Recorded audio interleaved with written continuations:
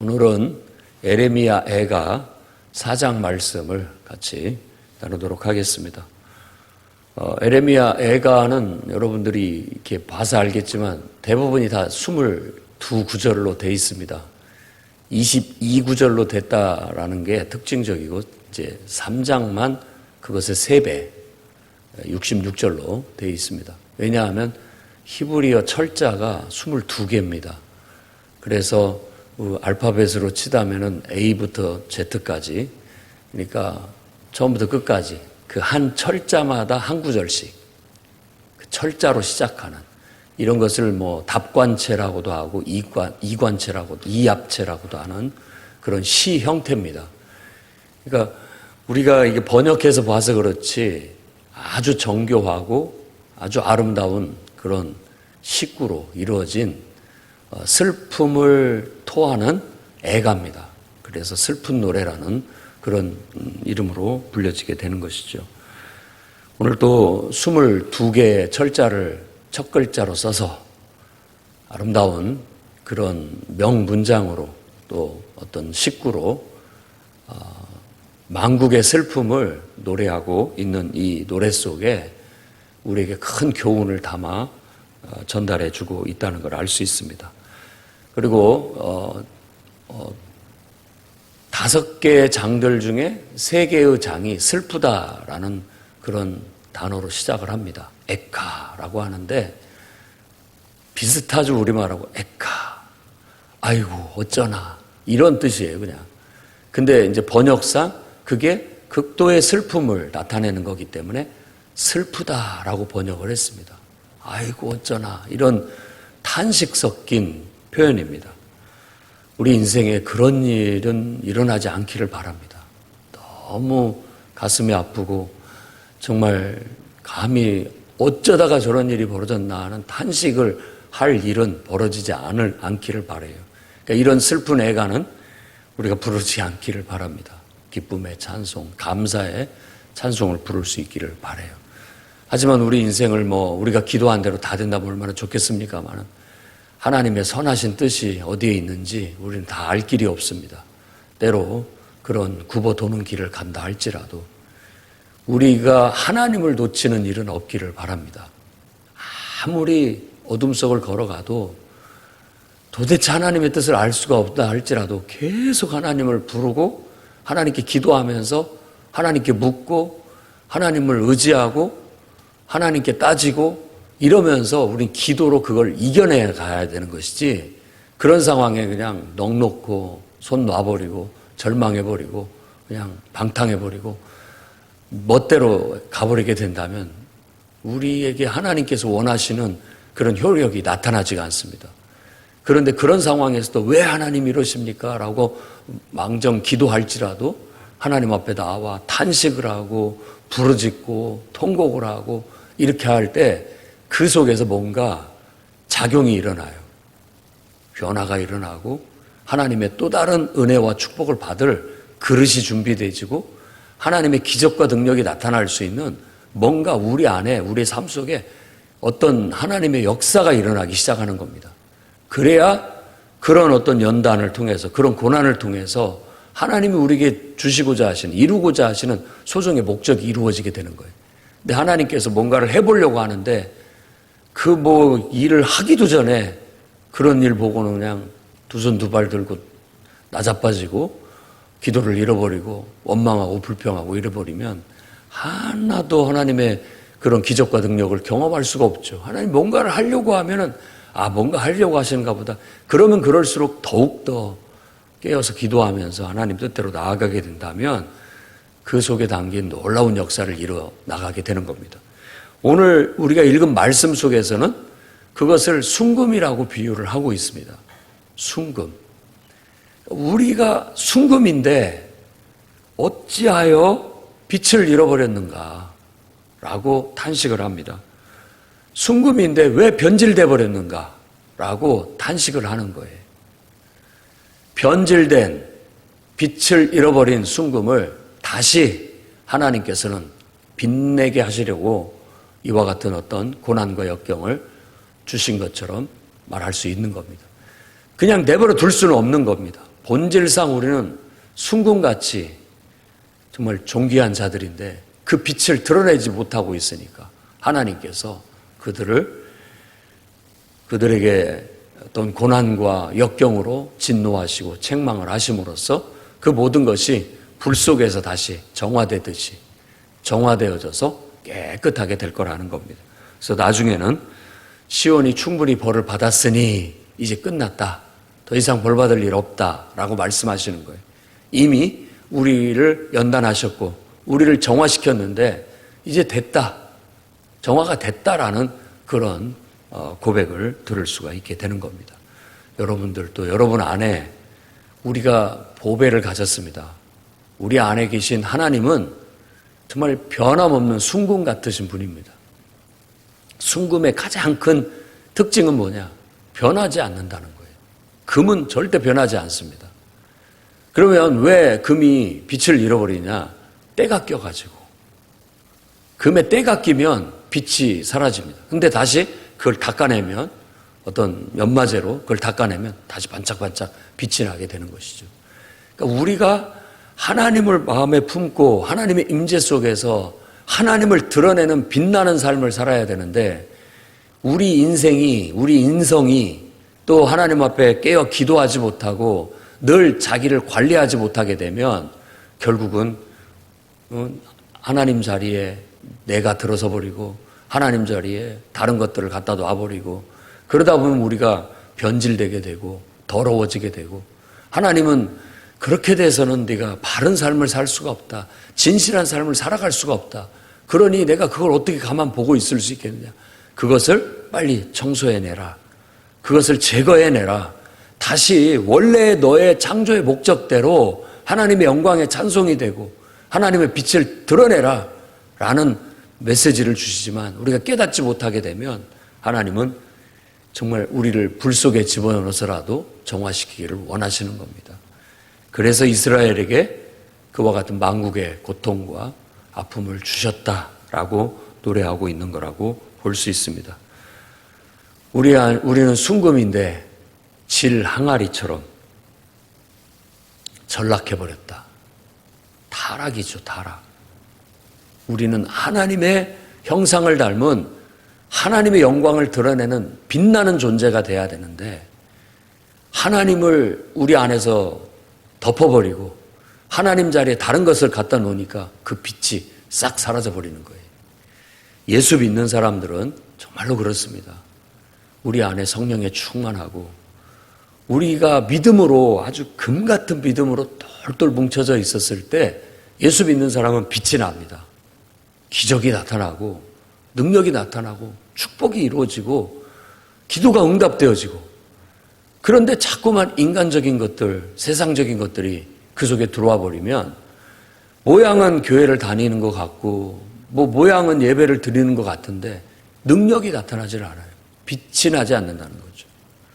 우리가 지금 빛이 나지 않는 그런 신앙생활을 하고 있다면 여러분 성령의 불로 다시 여러분의 인간적이고 육신적이고 세상적인 것들을 다 태워내셔야 됩니다. 불순물들이 다 타서 다시 정말 그 변함이 없는 순금과 같은 하나님의 형상이, 하나님의 영광이 내 인격과 내 삶을 통해서 빛이 드러날 수 있게 되어야 되겠다라는 겁니다. 그게 오늘 우리가 읽은 애가 4장의 핵심적인 메시지라고 할 수 있습니다. 빛을 잃어버린 모습들을 쭉 묘사하는데 3절부터 5절까지는 들깨들도 새끼를 젖먹인다. 그런데 이 백성은 너무나도 잔인하다. 타조처럼 잔인하다. 새끼를 돌보지를 않아요. 먹이지를 않는다. 그러니까 이 말 속에는 지도자들에 대한 책망이 있습니다. 제 역할들을 하지 못하고 있다는 거죠. 그 뒤에 11절부터 16절에는 그 지도자들에 대한 얘기가 선지자들, 제사장들, 그들이 죄악들 때문이다 라고 지적하고 있고 그들이 의인들의 피를 흘린다. 정의롭지 못하고 공의롭지 못하고 올바르지 못하다 라고 책망을 하고 있습니다. 지도자들이 맹인처럼 방황을 하고 있다. 그래서 예수님께서도 맹인이 맹인을 인도하면 둘 다 구렁텅이에 빠지게 된다라고 그렇게 말하고 있는 것이죠. 어떤 자신의 본분을 다하지 못하면 그렇게 된다는 겁니다. 이 에가서 4장을 쭉 읽어보면 시온이라는 단어가 3번 나옵니다. 2절에 한 번 나오고 11절에 나오고 22절 마지막 절에 나오고, 시온이 상징하는, 그러니까 시온은 하나님의 보좌 같은 그런 곳이에요. 하나님이 거하셔야 할 곳이 제 역할을 못하고 있는 거예요. 오늘로 얘기한다면 교회가 제 역할을 하지 못하고, 영적으로 영의 양식이 공급되어지지 못하고, 또 교회가 제대로 역할을 해서 모든 성도들이 구원의 기쁨과 감격 속에 있어야 되고, 신령과 진리로 예배드려야 되고, 늘 하나님 말씀을 배우고 신앙이 훈련받아야 되고, 그리고 성도들이 서로 교제하면서 서로 다듬어지고 성장하고 성숙되어져야 되고, 늘 봉사를 실천함으로써 우리가 하나님을 영화롭게 하는, 영광 돌리는 그런 구실을 제대로 할 수 있도록 교회가 그렇게 역할을 해야 되는데 제대로 못하다는 겁니다. 예루살렘이 영적으로 그와 같은 제대로 된 역할을 선지자들과 제사장들이 해줘야 되는데, 선지자들은 거짓 예언을 하고 제사장들은 부패하고 타락해서 제 역할을 하지 못하니까 이 백성들이 다 맹인처럼, 결국은 젖을 못 먹은 새끼들처럼 빼짝 말라가지고 완전히 살가죽이 뼈에 붙었다라고 탄식하고 있는 겁니다. 그러니 우리는 교회가 제 구실을 할 수 있도록 힘써야 되겠습니다. 저부터 목회자와 또 교회 안에 정말 직분자들이 깨어서 기도하고 제 역할을 할 수 있어야 됩니다. 복음을 전해야 되고, 예배가 살아있는 예배가 드려질 수 있도록 힘써야 되고, 계속해서 교육 훈련이 이루어져 나가야 되고, 끊임없이 성도들은 서로 모이면서 함께 말씀과 기도로 교제하고, 그 속에서 부딪히면서 다듬어지고 더 성장하고 성숙되어져 나가야 되고, 아무리 우리가 바쁘고 우리의 삶이 급급하다 할지라도 주님을 위해서 봉사하는 일은 그쳐서는 안 됩니다. 조화를 이루어야 돼요. 그래야 우리의 빛이 드러나게 된다라는 겁니다. 그래서 일단은 시온, 교회가 제 역할을 해야 되고, 또 선지자나 제사장, 또 이제 왕까지 얘기를 하고 있는데 제 역할을 해야 됩니다. 그리고 20절에 우리의 콧김, 기름 부음 받은 자, 이게 원어로 하면은 메시아흐, 메시아라는 말입니다. 메시아라는 말은 기름 부음 받은 자라는 말이에요. 그러면 이것이 상징하는 바가 뭐냐면 왕이라는 뜻입니다. 기름을 붓는다라는 행위는 그 어떤 임명식을 말하는 거예요. 요즘의 임명식은 안수함으로써 마치 하나님의 성령이 그에게 임재하셔서 이제 그와 함께 하시라는 의미로 그에게 안수를 해줍니다. 그럼으로써 하나님이 그와 함께 하심으로써 그 직분을 감당할 수 있게 해달라고 안수를 하는 거예요. 기름 부은 것도 마치 가서 안수기도 하고 그에게 머리에 기름을 부어서 하나님이 너를 왕으로 선택했다. 이제부터 너는 왕이다. 하나님이 너를 선지자로 선택했다. 그러니 이제부터 선지자 역할을 하고 왕의 역할을 하라라고 기름을 부었어요. 근데 이 메시아흐라고 하는 기름 부음 받은 자라는 말을 할 때는 항상 왕이라는 의미, 이게 더 부각이 되고 강해집니다. 그래서 한 기름 부음 받은 자가 오게 되면 그가 하나님 나라의 왕이 돼서 온 세상을 구원할 것이다 라는 예언들을 하게 돼서 정관사 덕가 붙은 어떤 한 메시아, 그 메시아는 세상을 구원할 메시아, 그래서 구원자라는 의미가 돼서 바로 예수님을 우리가 그리스도라고 고백을 했을 때 그분을 메시아라고 고백하는 겁니다. 왜냐하면 메시아의 헬라어의 번역이 그리스토스니까 똑같은 말이에요. 우리가 예수를 그리스도라고 고백하는 것은 메시아라고 하는 고백이고, 그분은 바로 우리를 구원할 왕이라는 그런 고백인 것입니다. 근데 여기서는 지금 우리의 콧김이라고 얘기했는데 코에 숨을 말합니다. 코가 숨을 쉬어야 우리가 살 수 있잖아요. 그러니까 이 메시아, 기름 부음 받은 지도자는 백성들에게 있어서는 생명과 같은 존재예요. 우리를 숨쉬게 만들어주는 존재. 지도자가 잘못 서게 되면 그 대중들이 숨을 못 쉬게 되는 겁니다. 그 앞에 17절부터 19절에 얘기하는 게 너희가 헛되이 도움을 바라고 있다. 헛된 바라봄. 여러분들이 뽑은 지도자들이 우리를 어떻게 해줄 것 같이 여러분들은 누군가를 더 열렬히 지지하기도 하고 또 미워하기도 하면서 뽑아 세우지만 그들을 헛되이 의지하는 겁니다. 진정한 왕이 아니에요. 진정한 왕이 아니에요. 그리고 그들은 하나님의 아들이 아니기 때문에 하나님이 아니기 때문에 능력이 없습니다. 그러니까 지금 에레미야가 우리에게 주는 교훈은 뭐냐면 썩은 동아줄 같은 어떤 헛된 것들을 의지하지 말아라. 세상 사람들, 세상 나라들, 지도자들, 통치자들 다 그들도 자신들의 함정에 빠져버렸다라고 얘기합니다. 그걸 의지에다가는 결국은 우리는 낭패를 당할 수밖에 없게 될 것이다. 그러니까 정말로 우리가 의지해야 할 분은 우리를 창조하신 하나님, 진정한 왕이신 하나님을 의지해야 됩니다. 그 하나님이 인간으로 이 땅에 오신 분을 우리는 예수님이라고 이름을 부르고 있고 그분이 바로 진정한 의미에서 우리의 왕이십니다. 여러분 인생에 나의 주인은, 나를 창조하신 내 생명의 주인은 바로 하나님밖에 없습니다. 나의 임금은 하나님이 세우신 예수 그리스도밖에 없습니다. 그분만을 의지하고 나가면 절대 우리는 실망하지 않을 겁니다. 불구덩이에 들어가도 물을 통과해도 그분을 붙잡고 의지해서 나아가면 다 이겨나갈 수 있습니다. 그러나 그분을 도외시하고 다른 것을 붙잡기 시작할 때부터 독수리가 덮치듯이 정말 재앙이, 독수리가 덮쳐서 나를 낚아채듯이 고난과 역경과 어려움이, 절망이 덮쳐오게 된다는 걸 잊어서는 안 됩니다. 그래서 그걸 강조하고 있고 그렇습니다. 하나님이 자꾸만 이 백성들이 자기 본분, 자기 역할 제대로 하지 못하고 범죄하니 11절에 시온에 불을 질러버렸다라고 말합니다. 왜? 더러워졌으니까 불을 질러서 불 속에서 금을 다시 빛나게 정화시키려고 하는 그런 의미가 있다는 걸 말해주고 있는 겁니다.